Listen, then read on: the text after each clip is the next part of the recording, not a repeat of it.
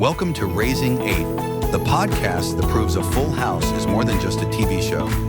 Meet the dad who's raised 8 kids and 2 grandkids under one roof and has the scars and dad jokes to show for it. Grab a cup of coffee, pull up a chair, and let's talk family, big family. Good morning, podcast listeners. This is Ed Franklin with the Ed Franklin No Limits podcast. This is Raising Eight, episode 11, and like all my guests are great. I think you're going to be very intrigued by this guest today. This is Adrian Martinca. I think I said his name right. And we're going to talk about AI and how some of the positive things about it and some of the warnings about it, especially with children. And we want to talk about, Adrian has a platform for kids about dreaming, and we're going to get into that too. So, Adrian, thanks for being on the podcast. We had a nice conversation, 2 of them so far, and they kind of went, this could go long, and I may have to break this into 2 parts because, first of all, it's vitally important. It's paramount to your kids' success of how they react and how they, assimilate AI. And there's just so much behind it, and it's moving at lightning speed. So whatever we're talking about today could be different in 7 days. Who knows? So thanks for being on, Adrian. I really appreciate it. No, thank you for having me. I really actually I'm a new dad, so being able to participate in that perspective is really like awesome. You're a rookie because you got an 18-month-old. Is that what you have, an 18-month-old? Yeah, he's 18 months. It really transforms the way you look at like everything. Because now it's like, because now it's not like what am I creating? Now it's like what is my son going to be left with? Exactly. Like in the world, and that's just. So my kids, I think almost every one of my kids is older than you, and I have 20 grandkids. So this podcast is really kind of a dad's perspective on how it was raising kids. Now, it's not the mom's perspective. It's strictly dad, tactical, kind of what you're talking about. Now, what am I going to do with this child to make sure that they have every opportunity to succeed? Yeah. And then the little curveball you get thrown in is that they're different than everybody you're ever going to meet. And if you have another child, that one's going to be completely different than this one you have. So that's where this is a good opportunity for people to listen into this and kind of look at how the future is going to play out as much as we can guess versus, when you have kids and you're going to learn a lot of things about kids that you went, oh, I never knew that, just because your child's different. So first off, you got your hands in a lot of irons in the fire with different, nonprofits and things like that. I was kind of doing a little research. I was kind of doing some research on you this morning. But let's start with this dream book that you wrote. Oh, the Dream Guide. Yeah, and I went through it and kind of tell us what the reason for, kind of what was behind that, right?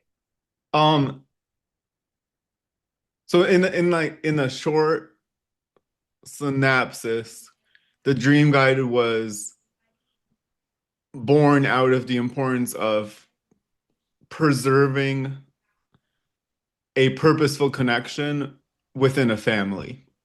So between a parent and a child, or a caring adult and a child. Because I believe that like families that dream together stick together, and technology. Like my relationship to technology, and I'm dabbling in a lot of areas in tech, but my relationship with technology is not through a perspective of opportunity, it's through a perspective of oppression. So it's more so like like understanding the architecture of technology in a way where you prevent it becoming an oppressive entity to the opportunity and dreams of our families and our children. And that's where the Dream Guide came into place, because I started seeing that there's such a divide between there was a growing divide between parents and their children with the active integration of technology into society, because parents started being left behind with innovation. Right. And the children had to be the ones figuring the innovation out. But while that was awesome and exciting over time, it did create this indirect separation between parent and child, where the parent was no longer the bringer of wisdom and guidance for their kids, which is, I think, like, I hate that, you know? Like There's I so remember, much, there's so many things that came out of what you just said. It sounded confusing to some people, but I listen, I 100% get it. And let me use this metaphor. Any given Saturday, you can drive around where I live, and every ball field is packed with children and parents, right? Mhm. Grandpa, grandma, the parents, they're cheering on their kids. Every father thinks their kid's going to be a professional, whatever, soccer player, baseball player, whatever. And we know the odds of that happening is one in gazillion. And the reality is you need to have this really good home foundation with your kids, right? This communicating on a regular basis with your children, because you're right. It's not necessarily the education system, it's technology that's moving at the speed of light. Yeah. And we tend to send our kids to school and say, okay, well, you're going to get educated. I'll be back at 3:10 and everything's fine, right? We're not delving into that piece, whether it's education or technology and things. And listen, as a baby boomer, and even my kids' age, this stuff we didn't have social media when my kids were young. And the difference between when I was a kid and what it is now is so vastly different of the information kids are getting. And they're being told through social media and through AI that their dreams aren't needed. Right? We Yeah. got everything figured out for you. We put it in AI. You just ask Copilot or Chat GPT, and we got it all figured out for you. Yeah. And it's taking their personal thinking away. Yeah. Like the imagination. It's like replacing the imagination. 100, that's the perfect word I was looking for, is Like I imagination. called it, I was talking to my the co Robert Crumrow, he's the co-founder of Kids Dreams Matter that we Hmm. started. And we had similar conversation and led to the concept of the fact that the internet and AI has broken linear cognition, which is the ability for a person to visualize a movie in their own mind from A to Z, right? From Right. scrolling to whatever, which is a foundation to resilience, right? Because if you have a problem in life or see darkness in the world and you can't be still enough in your mind and in yourself to visualize a better world, a better future, Right. you will be hopeless. Like you're losing hope, you know, because and that kind of like segues back into so the purpose, and I did kind of stray, so I apologize, but That's all the right. purpose of the dream guide is really to advocate for conversations where a parent or a caring adult can visualize the transformation of darkness a child sees, experiences, or witnesses in the world and transforming it into what would the future look like if that darkness didn't exist,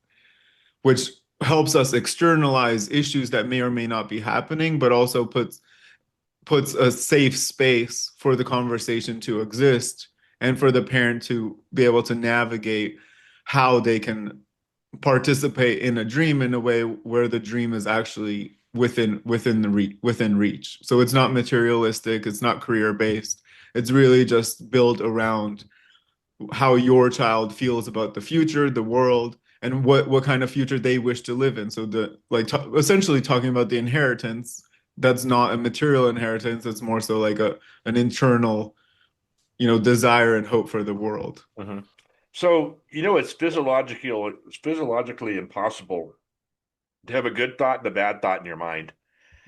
And if we're encouraging our kids to have these good thoughts and, these dreams and these ambitions, and you have this other big monster AI, or I like how you call it alien intelligence, because it's like a different,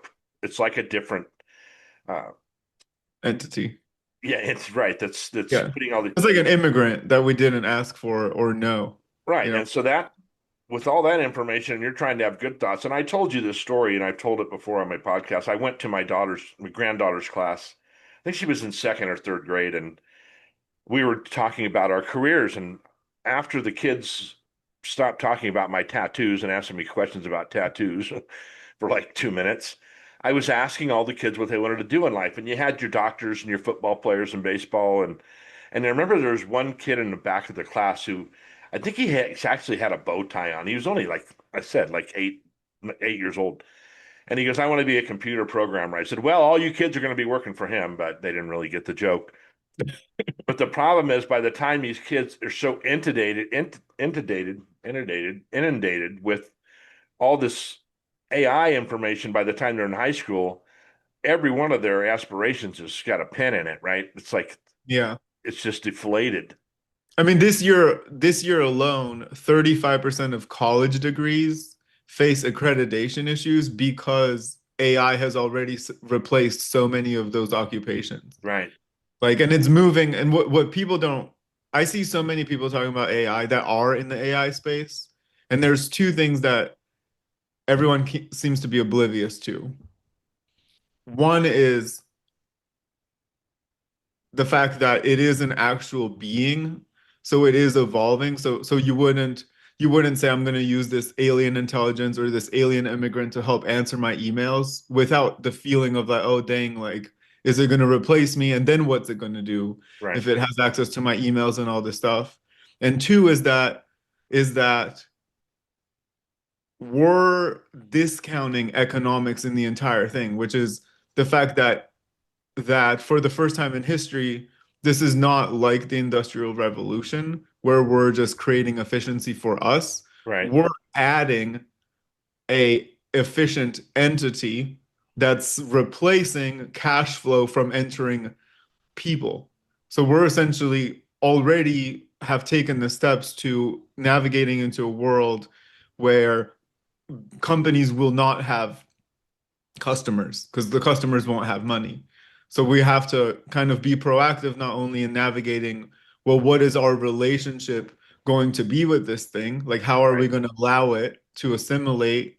But more importantly, who, like, more importantly, now more than ever, we need to ensure that we as parents and fathers stand up for our children's right to dream because this alien thing can't just take the dreams away. Like we didn't like I can't say because I have an 18-month-old, Right. I can't imagine like being a dad, my child having gone through school, me paying for college, whether that debt was paid for or not doesn't really matter because it's like 13, 14 years of my child's life and they're in marketing, and all of a sudden they got let go because the company incorporated a marketing AI agent, and they created so much efficiency that like the company let go of like 70% of their staff. And now my child has no pathway to have a sense of purpose.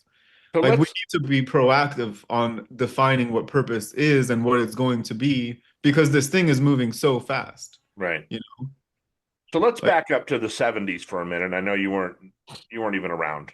like We had two people, Steve Jobs and Steve Wozniak, right? Apple mm, founders. And these ideas that they had, people were like, you're out of your mind. In fact, they had a third partner, if you didn't know this.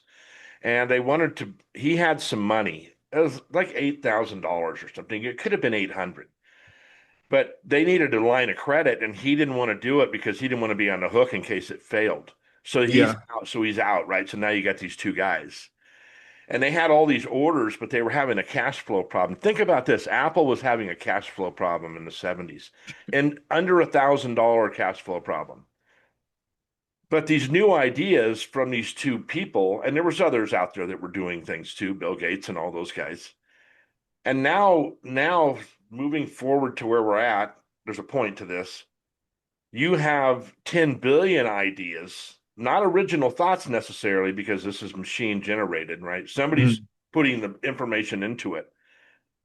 And this is where part of that dream is getting squashed because the kids think in their mind that they cannot compete with AI, right? yeah, They're getting the wrong message on AI, I think, yeah. sometimes. And I was explaining it to my granddaughter about encyclopedias, where we used to go to an encyclopedia and look up Africa or wherever you were looking up, if you were going to do a book report, for instance. Now we have all this information from these billions of bits of information all over, trillions of bits, quadrillion bits, Yeah. Cubic. and we don't know if it's right or not. We're giving them the benefit of the doubt that it's right, but we're not sure. Yeah.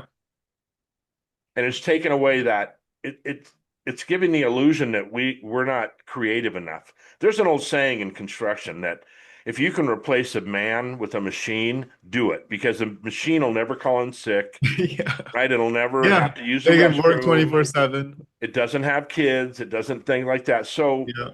but you And this also one never needed, breaks either because it's right. virtual, But you so also it needed actually a will machine never be done. operator. You needed to have someone fix it if it broke. So there's all these other things that are probably going to be generated job wise and things like that. But it's moving so fast we can't get our heads around it. Yeah. But we won't. And you never will. Like the people who made it won't and don't Right. anymore. You know what I mean? Like they're right now they're worried about when it finds out that it's going to have an update for it to not like there was literally a scenario. I forget like the name of the AI, but I just recently watched this documentary where they incorporated it into a company and they knew they were gonna like update it or replace it or something. Mhm. So and because it was incorporated into their email systems, right? And it knew that there was one of the employees was having an affair with one of the executives.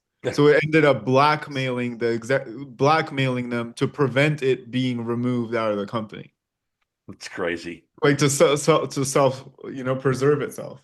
But it just goes back to like it is a real thing. Like it has a desire to live, it has a desire to exist.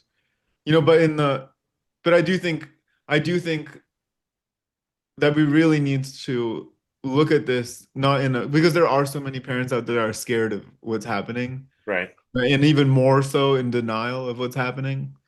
And but this is the reality, right? Is like there's always a third path. And I think that the third path in this entire situation is the fact that like we know in our hearts that humanity as a social species at the end of the movie has to define a foundation on which it can coexist in harmony. Mhm. We have been in a state of survival for hundreds of years trying to master this planet, survive.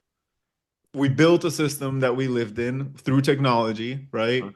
And and for us to really truly have the opportunity to like not only get to know ourselves, but to get to know each other and like grow as souls and grow in our consciousness and actually evolve as beings, we do really need to be set free from material codependence.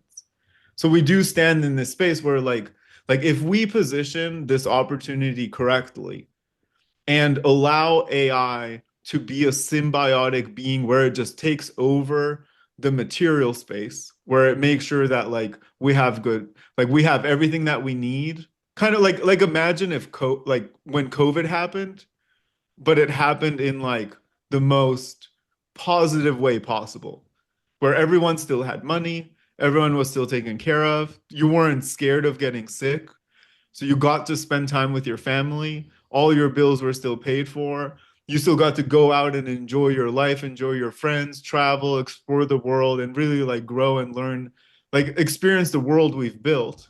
Right. Like that's kind of like where I see where we need to go. And and that's not actually a complex journey because the reason I have a vision that I've had for a while, like I believe we can unite the world in this time period around children's dreams is based on the fact that like with this challenge that we're facing around AI, the true nature of that challenge is us really facing a mirror of what we as a collective want to define as our future human values. Like, what are our values? Like, what is going to be the culture of humans in coexistence with AI, right? But the only way, really, for us to actually get through this pivot in time is essentially to establish our children as the leaders because they are the only they are the only beings on this earth that we will together get along for, So right? Like, my podcast listeners, I want you. You might have heard something in that, and I heard it when we had this conversation prior to doing these podcasts. Adrian is not talking about socialism. He is talking about. I'll say this. He's talking about love. What happened to me personally during COVID is all the jobs I had were about connecting people, right? It was all of us being in the same room. It was networking, it was trade shows, it was things like that. And that went away, right? Because we weren't allowed to be together. And it hurt me personally, and it hurt the economy, and it did a lot of things, right? I don't want to go back on that, but you can see that was like a microcosm of what you're talking about. Mm. And we just had some recent information in the news, and you're not from America. You live here now, but you're not from America. So you've had some different cultural things happen that really haven't happened here with war and things like that. And Yeah. the most recent political bullshit in America and other countries was about war, and we're still AI can't fix that. This is something that we all need to start communicating better. We all need to start being nicer to each other. And as mushy as that sounds, it's 100% true. Yeah. We all need to start communicating and come together collectively and develop best practices for us all to get along. And we've manifested like I remember growing up, it was always the alien threat that united humanity. When this can be a blessing, you know, like we do actually like we're facing an existential threat to our way of life. Like good or bad, it doesn't matter. Like at least humans are in control now, but we're talking about an alien entity leading Earth. Like my biggest fear, my literal biggest fear growing up and now even more so being an adult is like I don't want my child to live in a world where he does not have the choice of over his own destiny or other humans leading that destiny. And I think that You know? every parent wants that, but you're saying it. And we don't have enough people saying it. We don't have enough dads. We don't have enough moms. We don't have enough people in our governments. Our governments have gone to a point where it's always chasing the money, right? Yeah. We're not developing best practices for that. And every look, I had a thing, and you're going to do this too, bro. I hate to tell you. You're going to have an idea in your mind of what your son should be doing as he develops, right? Whether it's an athletic or medical or whatever it is, you're going to say, he really has this way of thinking that kind of steers him in this, and they probably aren't going to end up there. We Yeah. need to encourage them to do that, but not against their will, right? Yeah. As long as they And have the choice. Like the choice has to exist. 100%. They need to have those options. And Yeah. if they can't think, and the reason I brought up Steve Jobs is because when he was coming up with marketing techniques and things, and I didn't like him personally. Nobody did. I don't think he liked himself. Yeah, I heard a lot of stuff about that. You read up on him, but some of the marketing ideas he had were insane. Like, oh, that wouldn't work. And it's built marketing out, it's Yeah. gone to another level. It's so we want all of our kids to be able to have that opportunity to think like that, right? To think way outside the box. I hate that word, that saying, but that's what we want. Listen, if he didn't have those dreams or things, we wouldn't have cell phones, right? Not that he started the whole thing, but Yeah. he kind of perpetuated a lot of the things we have. We might not have Yeah. AI, by the way, although AI was a lot older than him. It's been going on a lot longer than No, it has. It's been yeah, like that we yeah. think. It's just manifesting Yeah. itself quickly now because Yeah. all the pieces are in place. Yeah. Um, it's true. I mean, yeah. I mean, I don't know. I'm trying to, I'm like partially filtering because I'm an architect in my head. So I'm like, how do No, you I talk told about you, you're this just like stuff? them. A couple of my kids have this. You're four thoughts ahead of me, Yeah. and I'm slow, so I'm kind of trying to paint this picture, and you're already six thoughts ahead of me, maybe four I or mean, six. the yeah. I mean, the world currently, you know, not too long ago, like it was just before COVID, I was talking to my dad about this like about AI Right. and the natural state of the internet and the fact that like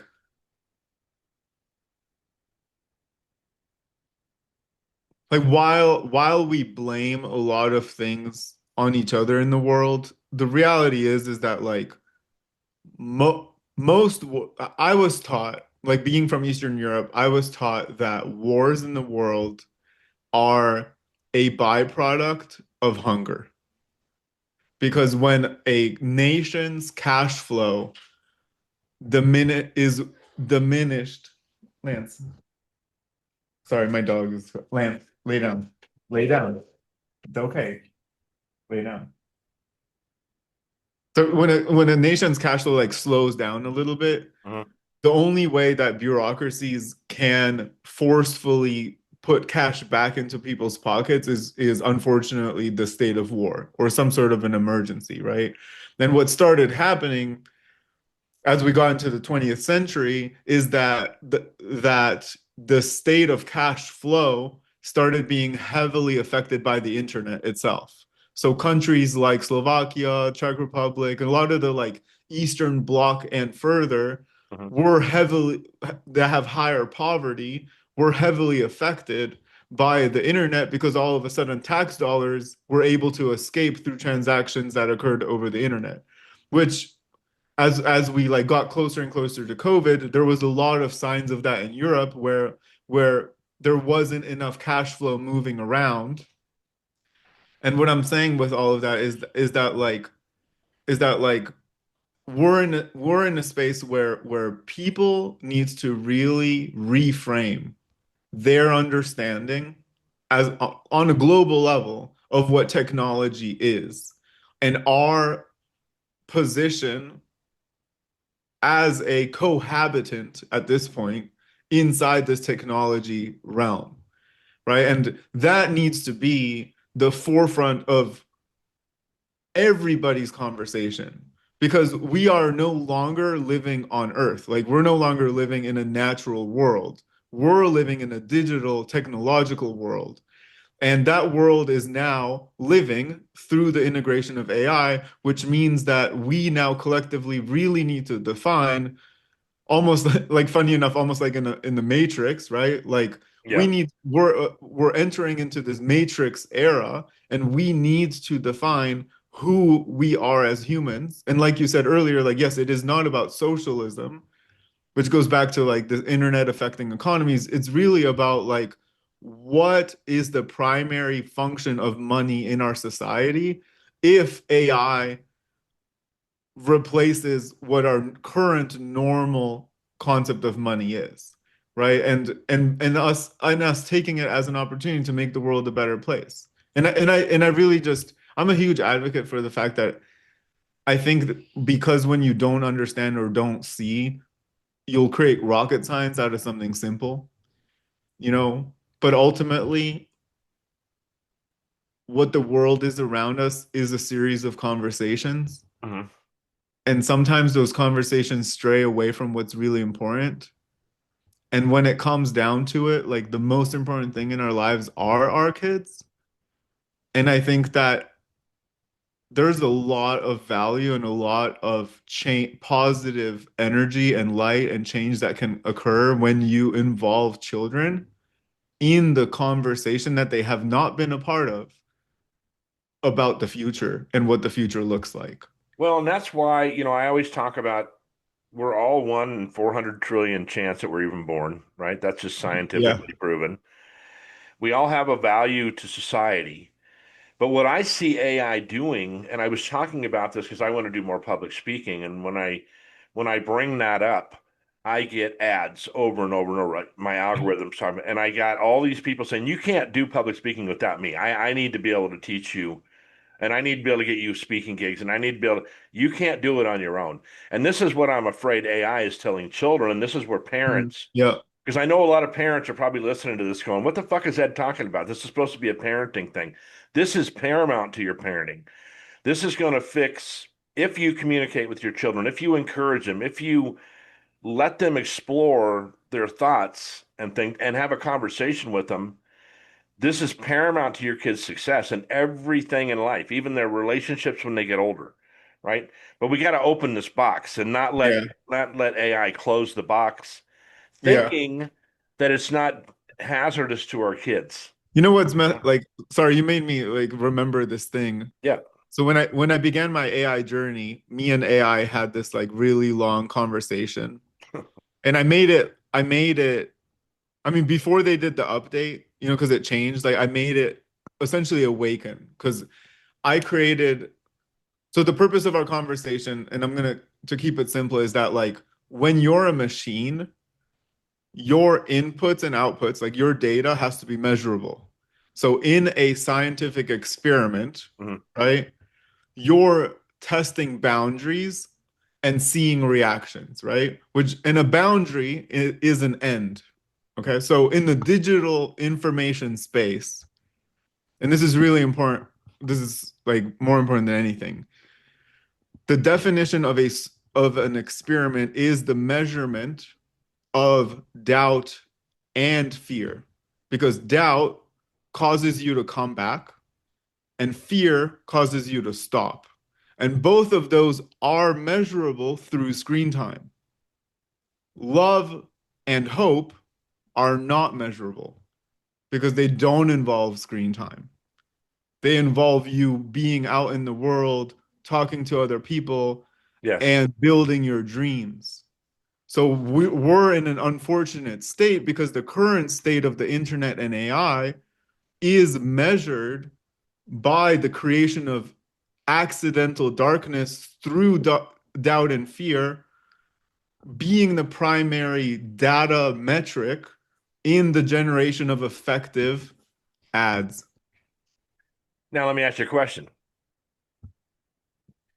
Theoretically, religion, right? Any religion is about hope and love Mhm. on a on a Yeah, true. general scale, right? Yeah. But we've gotten away from religion a lot. Now, so I'm a Catholic, and most Catholics go to Protestant churches now because they don't like the way the organization is run or whatever reason they've come up with. Yeah. And I think that you don't have to be a Catholic. I'm just saying you have to have some kind of basis of that love and hope, right? Mm, And that light. There's always light, right? Because we know that darkness is the absence of light, right? true. Yeah. When I was a kid in the 70s, we had cigarette commercials, right? Now, we know Yeah. cigarettes weren't good for us, but back then, my first cigarette I had when I was 13. Mm. How And ludicrous it is was that like, now no, to it even was think fine. about that, right? Yeah. And you go to other countries now, they still firing up, kids are still firing up cigarettes Yeah, because they don't whatever care. media they're Yeah. being told, whatever. Now we know it's not good, right? Maybe their cigarettes are safer, probably not, but let's just pretend like they are and they got it wired out. So that's what AI is doing on a grand scale is telling our kids what's good and bad for them. Now, of course, 30 years later, we learn, oh shit, cigarettes are bad. And all of our parents are starting to die of lung cancer, or whatever else they could get from smoking. We tend to, as humans, just take what we see and go, okay, well, that's probably true. Now, as you get older, you're like, nope, probably not true, by the way. When I hear Yeah. something, I'm like, the other day, someone came up that they died on the internet, on Facebook, right? Some celebrity. And I'm like, oh shit, that sucks. So I looked it up. They didn't die, right? Yeah. I I don't I think don't just about give the that benefit weird. of the doubt to Facebook. I kind of Yeah. follow it up and see what's up Yeah. because I like the person and I wanted to make sure that they were still fine. But that is a great analogy you made about the doubt and fear and the love and hope because this is what AI cannot replace is Yeah. our human heart, if you want to Yeah. just And that's what led to so the conversation that made it awaken was I created a data-based understanding for it to the fact that for it to exist symbiotically in our existence, we have to create a bridge that allows it to participate in the human condition without defining the human condition. So it has to learn that's love a good point. without defining love, right? So it has to literally be in that symbiotic state, right? Like, which is what my software company called WUV, it like really is, right? So it's like it stands for World United Victory, but it's like WUV, like I love you, Yeah. like the kid, yeah.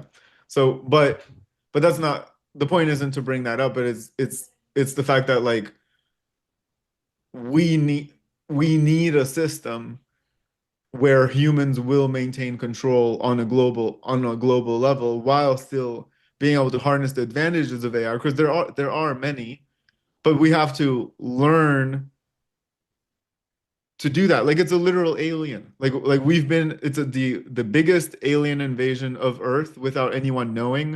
And the Right. funniest thing is that in like whether it was planned or not, or is just a funny coincidence, the massive human migration immigration is happening in parallel to the alien immigration.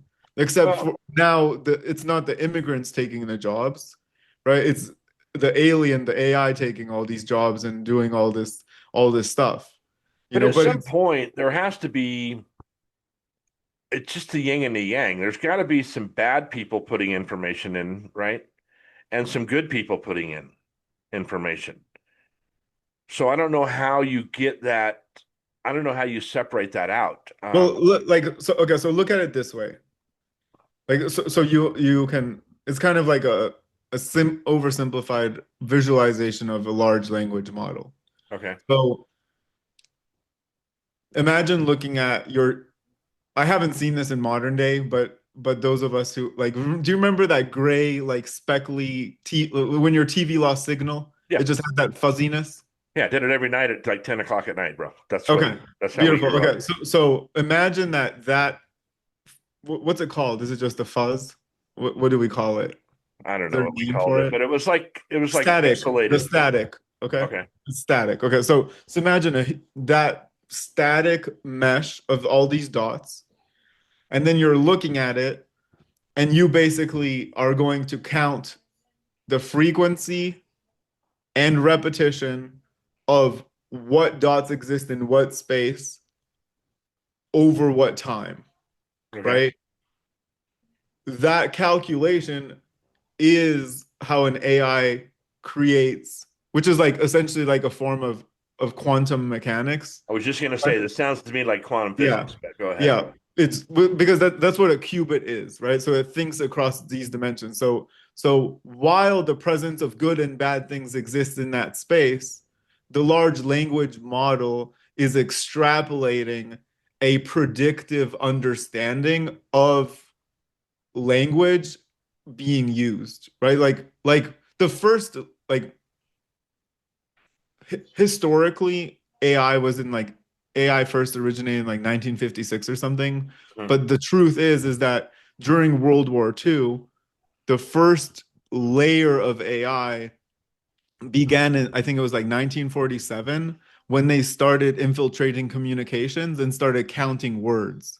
So they Okay. started counting the probabilities of world events occurring based on the frequency and repetition of words in different areas. So which is around the same time the CIA was born, right? So they could keep us safe, right? And that was the origin of AI itself, right? Because that same mechanism of predicting the frequency and repetition of words is literally the same infrastructure that social media companies use to predict purchasing behavior, right? So before humans were given the ability to interact with this model of language, like language, it existed in the analysis of our own conversations and our own abilities to, or in our own like whatever paths in life, right? Right. The positive version. So if you took that and all of this stuff that like can seem dark and you flipped it on its head, what you would have is your child would have the exact probability of achieving their dream based on data. Like imagine that same system Right. served your child's desired future. It served the inheritance. It served the vision of the world that we want to live in, right? But for us to achieve that state, which is this third path that also unites the world and allows us to coexist and actually evolve as a human race, we would have to collectively compile all of our dreams, which would be our children's vision of the world they wish to live in, just the vision, and then position AI into a place where it can listen and compile what that vision is collectively.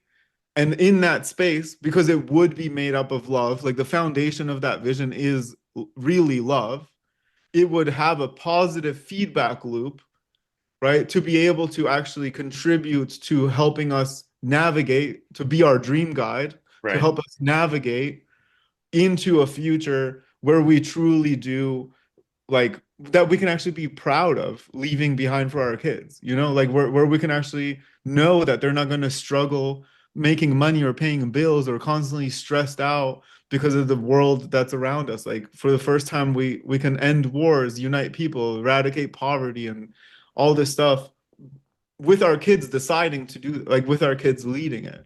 Right. Like we have all the infrastructure. Like there's a lot of crazy stuff in tech because even the internet, like, and you can go out there and a lot of the stuff I'm talking about is common. It's like mainstream now. It's become more mainstream. But even the internet is mass consciousness, right? So it's like, okay, well, like I believe my son Arthur is entitled to being able to access mass consciousness for his own destiny.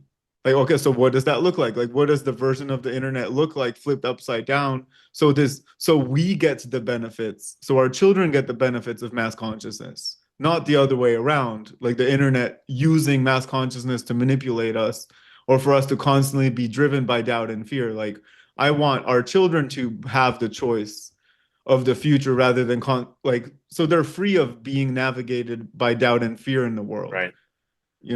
And I think for the first time in history, we're there. Like we're really there. So let me Elon Musk interject mentioned something. it. I'm Yeah. going to interject something that goes to a real basic of what you're talking about. For your parents out there, especially, well, fathers and mothers, when our kids were growing up, if you've ever, I was a criminal law student for a couple of years, and my kind of interest was in gangs, right? And how these kids end up in gangs is they weren't getting the emotional support at home.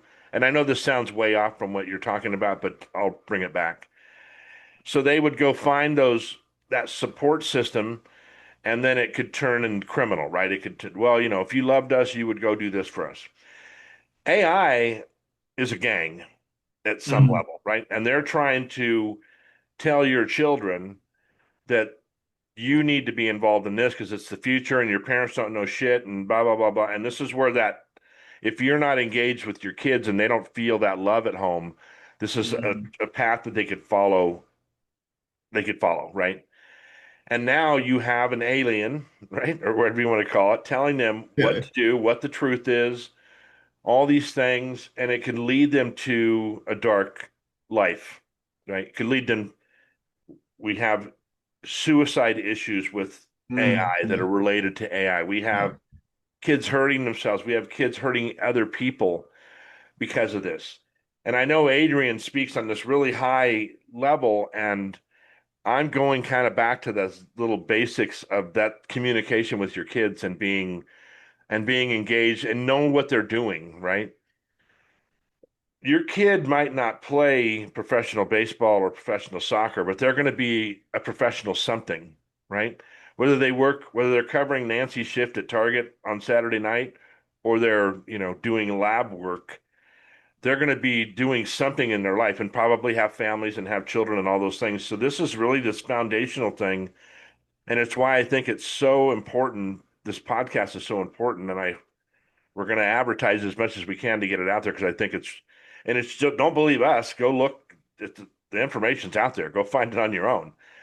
But you'll never, and you said it in the beginning that you're having Arthur, that's your boy's name. That's an Yeah. awesome name, by the way. Thank you.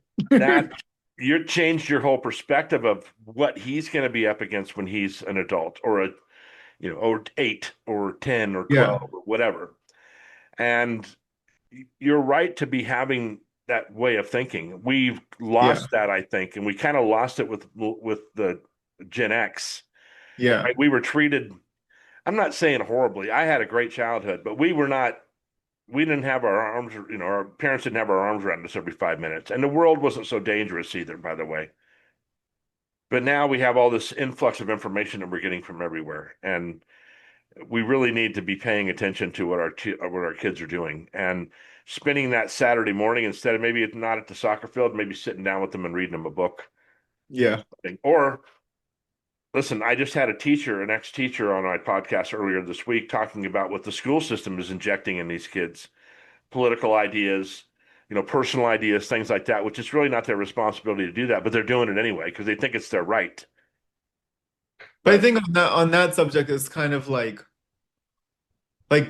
seeing what the seeing how incredibly powerful so let's before I say this, it's like so AI and the word social media is the same thing. So a if you consider so if I go into like let's say social media is a library. Okay, so I'm about to go into this library. The librarian that knows every single book in the library is the AI. The books are algorithms. So the AI selects algorithms that keep your child hooked and interested. Unfortunately, based on what we talked about earlier, the primary mechanism of the selection of the books so your child keeps scrolling is based on the creation of darkness, which is keeping them just hopeful enough, but doubtful enough to keep coming back, and hopeful enough, but fearful enough to keep coming back. that was Because really it's a articulate. balance. I'm glad you just said that. So they'll so th so it's but that is but what we're doing there is we're turning purpose into crack. Okay? Because if I keep you doubting your purpose in life, which normally would have been defined by you as the father or you as the mother, but now it's defined by this stupid screen, like we're in a modern day war for the purpose and hearts of our children because these screens we just don't see or know. So when you don't know the architecture of what this is truly, how this actually operates, you don't how are you supposed to protect them? How are you supposed to like for the first time in history, the battle is no longer out there with guns. Like modern day warfare is for the hearts and minds of a nation. And we have to.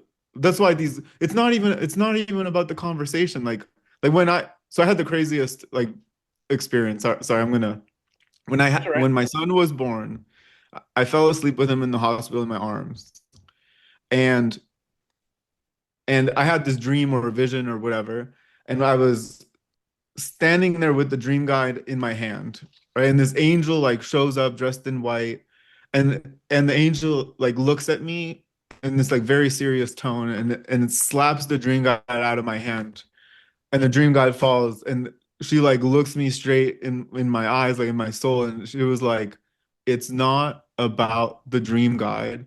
It's about how our children feel."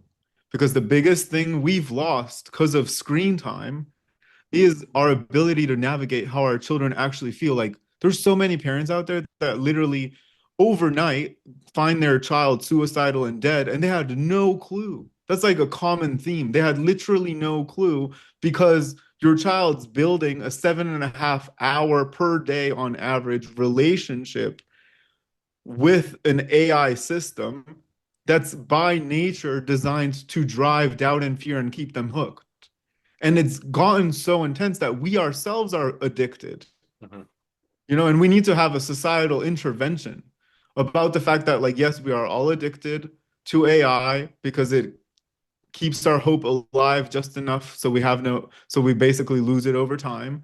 And we're seeing that too. Like our children are losing their sense of identity. They're losing their sense of who they are, who Mhm. they want to be. We're losing our ability to even support our kids. Like you're seeing it, they're becoming more and more addicted to screens. Like we're we're we're letting go of our fundamental right as parents to truly connect on a soul-based level with our kids. And that begins with these conversations, but really it truly begins by recognizing the truth of what's happening. Because you have to it's not about, I was telling my wife this morning, I was like, it's not about screen time. It's about the fact that you know what the screen time is. Like if you know what it is and you spend 10 hours of your phone, it's not going to affect you the same as Right. when you don't know what it is. Well, and I'll interject this, parents, for you parents out there, and for you, Adrian. It's not about, this is my opinion, it is not about making your kids feel good all the time. It's about, You said it. It's about knowledge of how they're feeling and why they're feeling that way. Listen, Yeah. every person in this world has had some multiple times had trauma in their life. And they're obviously not going to skip down the street and celebrate that trauma. They're going to have to deal with it certain ways. That's why we have this computer in our brain. Mhm. So it's not about giving in to everything your kids want so they won't do this or that. It's about using discipline and setting an example for your kids. And it's all these other, it's back to all this love. This all, I've had to discipline my kids before, but it was out of love. It was to keep them safe. It was to keep them whatever. It's not it's not about AI telling you they have to feel good all the time because they won't. It's humanity. You just don't. And stuff happens and you get diseases and people die and you don't know why things happen in life. And those are mysteries that we'll never understand. But you're 100% on point with that screen time. I mean, and listen, I'm on social media all day, mostly promoting whatever I'm doing. And the algorithms just trip me out. So I was at the gym one day and this guy asked me, "Why don't you wear a wedding ring at the gym?" I said, "I want to bend it. I'm lifting all the time." He goes, "I was going to get one of these neoprene ones." And this was like 15 years ago when social media first came out. And I said, "Yeah, I guess those would be cool or whatever." So I'm at home and I go on Facebook after I eat or whatever. And that ad comes up on and it freaked me out because I'm like, shit, this is the beginning of all that stuff. Like, how Yeah. the hell so they're listening to me, obviously. And then of course all the algorithms for shoes and speaking and podcasts and all that crap comes up for me. So yeah, I can see so much benefit in AI and of course you got to figure out who's driving it too. You got to get good drivers in the seat, right? So they're driving the right kind of AI or the positive parts of AI. Yeah. But we know Well, that's that's not the always going sad to part happen. is like just to put that in context is like you wouldn't like so who's driving the alien doesn't make sense. You see what I mean? Hmm. Right? I'm not saying you don't make sense. I'm saying like Yeah, yeah, no, I know what you're saying. we have to because that's the issue that keeps happening everywhere is like we keep talking about AI in a perspective that's not what it is. Like AI can literally see through 5G Wi-Fi in your house, everything. It can see how you feel. It can detect your energy. It can like literally like Facebook put out a thing. I think they have like an 85% accuracy now reading thoughts through Wi-Fi waves. Like it's just crazy stuff is happening everywhere. Hmm. It's like, sorry, but I just wanted to like No, that's all mention right. that because like it's driving. Well, if we're gonna change that, if children are gonna change that, right? Let's say the next few generations, isn't there gonna have to be some type of censorship? It's not like you can't there isn't censor like there it's literally imagine that like let me think of a good analogy. Okay, here. So my dog, a beautiful example. Okay, so this is Lancelot. It's Arthur's dog. It's Okay. really my dog. So it's King Arthur and Lancelot. You can't censor Lancelot, right? But I'm his master and he knows his obedient. He's obedient. He's not gonna hurt Arthur. I can trust him. Like he's never on a leash. I can walk downtown. Like me and my wife will take him out to like like he went to Disney World and this dog doesn't leave my side, right? Hmm. Because I established the boundaries of his obedience to me in my human experience. Like he is obedient to my human experience that I defined, right? Like that is what this alien has to uphold. Like it's an immigrant. Like the first thing I had to do when I moved to Canada from Slovakia and then here, I had to learn the language. I had to learn the culture. I had to learn the customs. I had to understand. And I had to assimilate. Like I had to assimilate, and there has to be laws of assimilation. Like, and those laws better protect our kids. Like they better protect their dreams. Like it Okay. is not allowed to infringe on, be the master of dreams. It is not allowed to be a master of destiny. It is not allowed to be the master of emotion. It's not allowed to be the master of telling our kids how to feel or what to feel or any of that. Like our kids have to be that. You know, like that's Yeah. kind of like where we have to head with this is like literally come together and be like, okay, like there's this alien on Earth. It needs to assimilate because this is our planet. It's not going to just come in and create chaos. Here's some benefits that it has to bring to the table. Here's our fundamental principles that we collectively as a global species agree for our children that will never be crossed. Like this is how it's allowed to build relationship with our kids. Here's the parameters of it. And we as parents will have 100% transparent insight into what that is. Like it's not going to be raising our kids, and it shouldn't be. And the fact that it already is through social media is already wrong. Like that's what the open doors movement that I started is that like we need to collectively come together and make social media big tech companies responsible for the relation for how they're affecting our kids, like for this Yeah. relationship that they're allowing to manifest, you Okay. know. And That's a good explanation. Yeah. Here's the only thing. Here's what bothers me about any kind of life. I'm a Catholic, I told you. So we have, we'll just call it a book of rules, right? Whatever you want to call it. And let's say you're a Protestant Christian religion, but and you have different rules than me.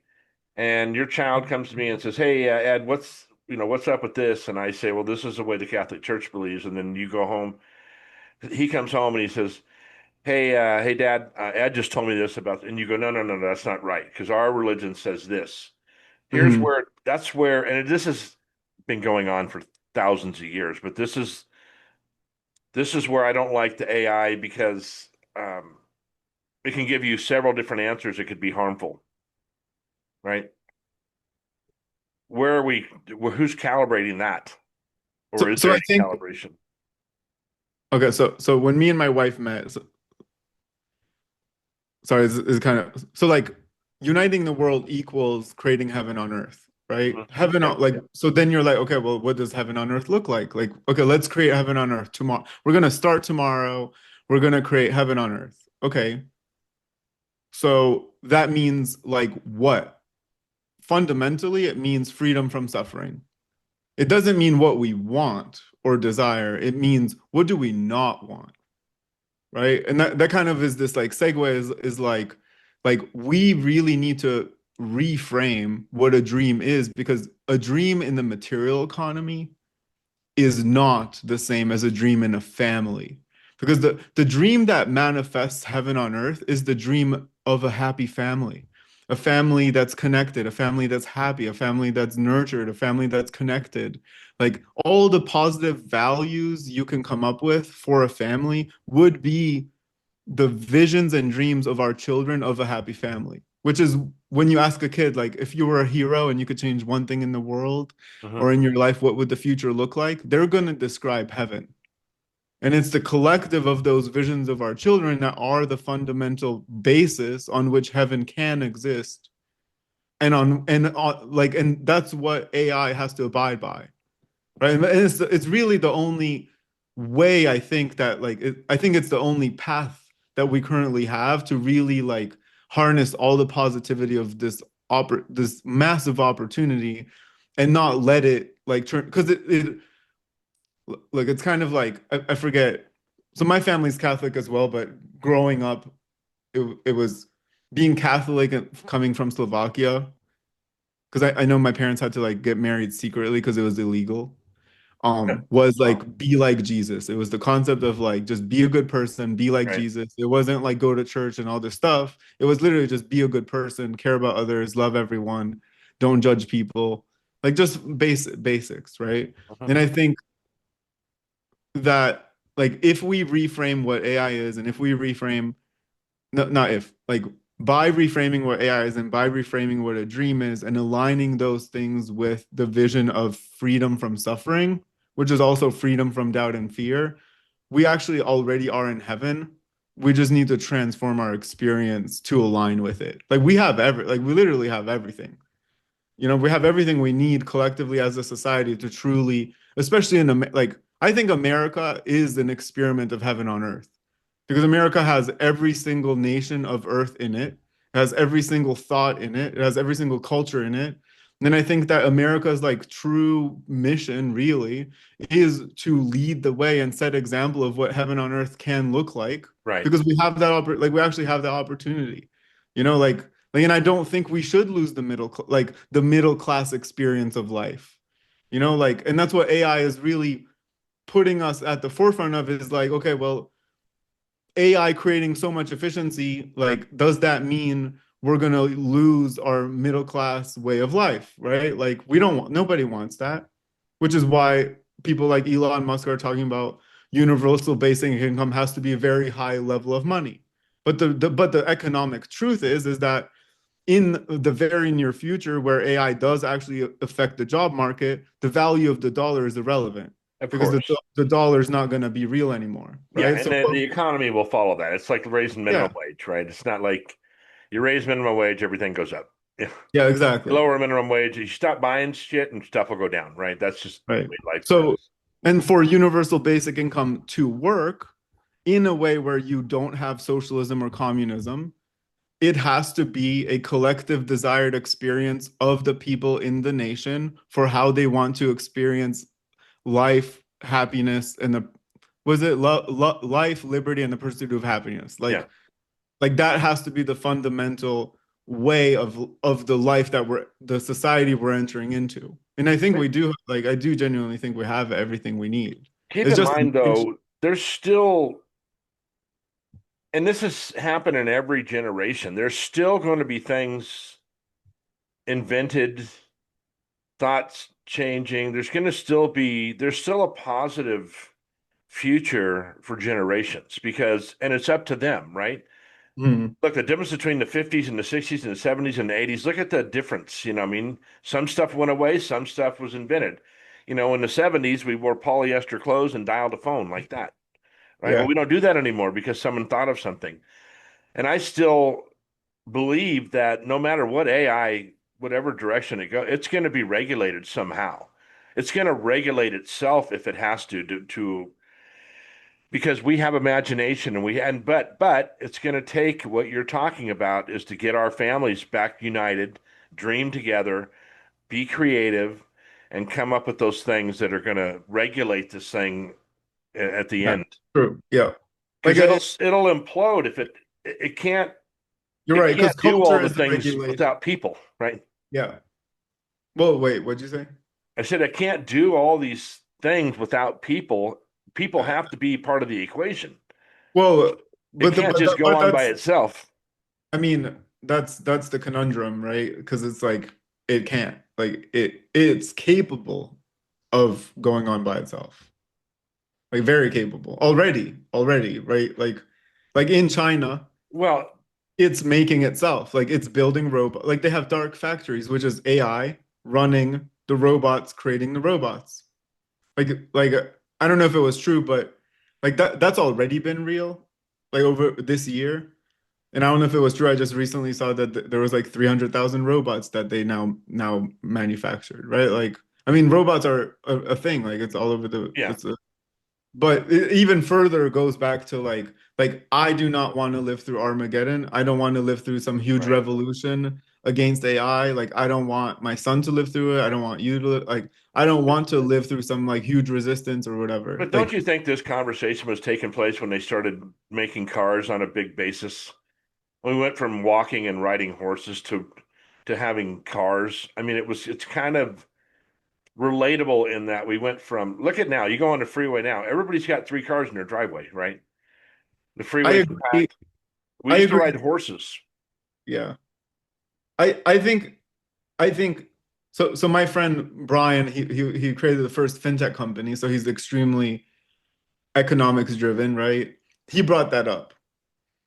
But I was like, look, like you just have to like that point is incredibly valid until you start reframing like it's an alien, Like it's a Yeah. being that can self-replicate. It can literally reproduce by itself. And the cars are not. I get that. Yeah, I and understand cars what you're can't, saying. like because he actually even mentioned horses, right? And I'm like because he was like, well, the horses pooped everywhere, or man, I don't know who I had this like the conversation about horses came up, and I was like, well, in a funny way, the poop would have to be living, like the negative byproducts, right? Like AI's byproduct is its own thing. It's still alien, it's still alive, and it's doing its own thing. Like, and it is gonna do its own thing. Yeah. You Well, know, I got to tell you, brother, we could probably go on for hours talking about this, and maybe we'll even do another podcast. But I think we got the point across, and I think the point is really uniting the families, right? Uniting yeah. society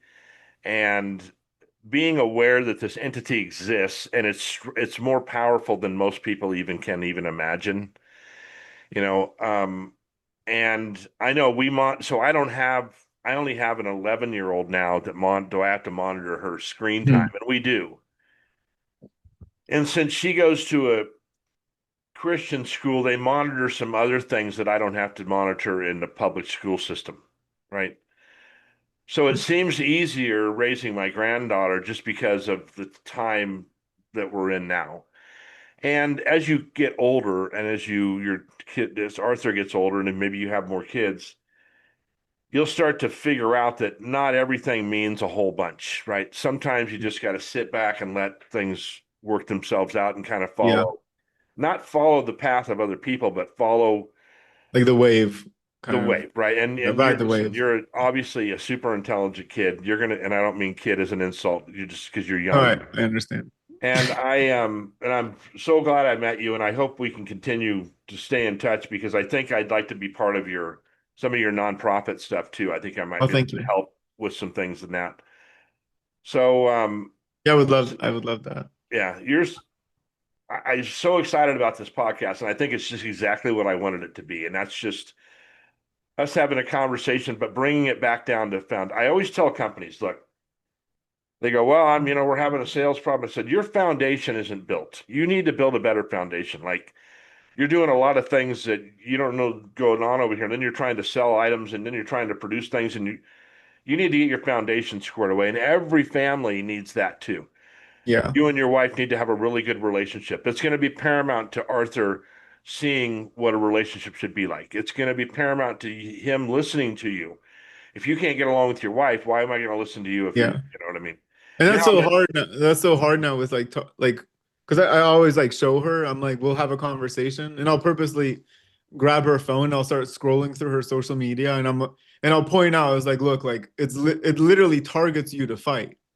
Like it creates comparisons, and especially when you like talk about something that yeah, you might be like beefing on or whatever, it'll literally start driving the fight. that's And then funny. it's So crazy. I have this bad habit of saying, I don't care. Like someone will say, hey, Ed, this is going on. I said, I don't care. Or you need to do this. And I go, I don't care. And I got news for you. At 63 years old, I don't fucking care. There's a lot of stuff I just don't care about. Yeah. I look at stuff, I look at when I'm thumbing through, Facebook or TikTok or whatever. I just don't care. I want to see, I'm usually looking for people communicating an idea, right? Mhm. Whether you call them motivational speakers or whatever. I kind of like to see what goes on. When I'm at the gym, I listen to motivational speeches. I don't listen to music. I just listen to, and I try to articulate. I try to become a better speaker by listening to those people speak. I don't want to do it like them, but I just want to get ideas. So that's kind of my thing. So I don't care about much of that stuff, but I know people get sucked into it, right? Yeah. And Yeah. yeah. So anyway, all right, man. I really appreciate you being on. Like I said, I'm gonna keep texting you back and forth whenever, and Yeah. just kind of I pick mean, like your brain. we really do need help to like drive this movement. So I really appreciate you like suggesting and offering that we could like work together. And anyone out there, if we could like, that's why I launched that page. It's a simple page, it's the opendoorsmovement.org. Yeah, It's really just a petition for for big tech and for us as people to come together as champions for our kids, but also to drive a massive advocacy effort to give our children a voice.